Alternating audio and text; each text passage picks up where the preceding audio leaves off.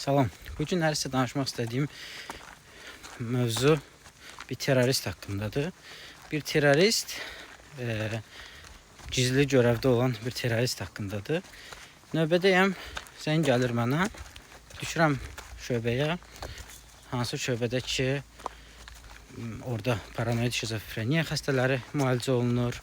Xəstə mənə deyir ki, mən evə getməliyəm. Təcili, mən üçün taksi çağırın, gedirəm evə. Xəstənin aktlarına, xəstəlik tarixçəsinə baxıram, xəstəni araşdırıram biraz. Görürəm ki, xəstə 2-3 gündür qəbul olunub, hələ ki vəziyyəti stabil deyil.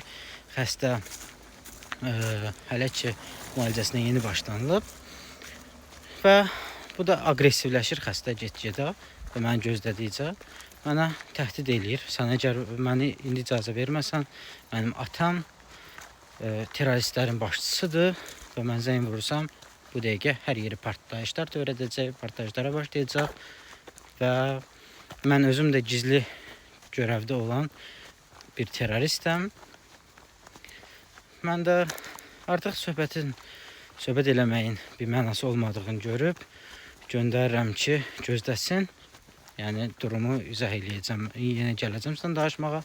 Gəlirəm, danışıram. Tibb qardaşlarıyla hələ ki kifayət qədər aqressiv deyil.